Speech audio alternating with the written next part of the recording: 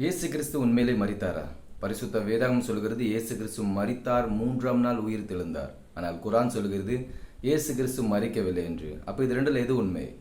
பரிசுத்த வேதாகமத்தில் இயேசு கிறிஸ்துவை குறித்து, அதாவது இயேசு கிறிஸ்து இந்த உலகத்தில் வருவதற்கு முன்பதாகவே அவரே குறித்தான தீர்க்க தரிசனங்கள் சொல்லப்பட்டிருக்கிறது. பழைய ஏற்பாட்டில் சொல்லப்பட்டிருக்கிறது. அதனுடைய நிறைவேற்றுதலை நாம் புதிய ஏற்பாட்டில் பார்க்க முடியும். இன்றைக்கும் கூட நாம் ஒரு தீர்க்க தரிசன நிறைவேறுதலை தான் பார்க்க போகிறோம். கைகளையும் கால்களையும் உருவ குத்தினார்கள். இது பழைய ஏற்பாட்டில் சங்கீதம் 22ஆம் அதிகாரம் 16வது வசனத்துல சொல்லப்பட்டிருக்கிறது.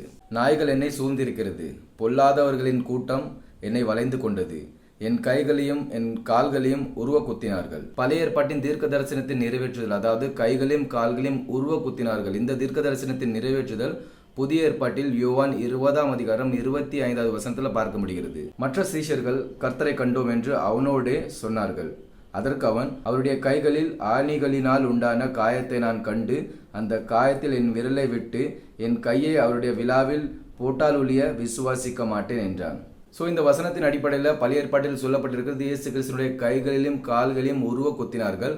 அதனுடைய நிறைவேறுதல் புதிய ஏற்பாட்டில் பார்க்க முடிகிறது. இயேசு கிறிஸ்துனுடைய சீஷர் அவருடைய கைகளையும் கால்களையும், ஆணி அடிக்கப்பட்ட கைகளையும் கால்களையும் அவர் பார்த்தார். இதிலே தெரிகிறது இது இயேசு கிறிஸ்துவை குறித்து தான் சொல்லப்பட்டிருக்கிறது. இது மட்டுமல்லாமல் இன்னும் அநேகமான தீர்க்க தரிசனங்கள் இருக்கிறது இயேசு கிறிஸ்துனுடைய மரணத்தை குறித்தும் அவருடைய உயிர் தெழுதலை குறித்தும். ஆனால் குரான் சொல்லுகிறது இயேசு கிறிஸ்து மரிக்கவில்லை என்று. இது சுத்த போய். இயேசு கிறிஸ்து மரித்தார், 3ஆம் நாள் உயிர் தெழுந்தார்.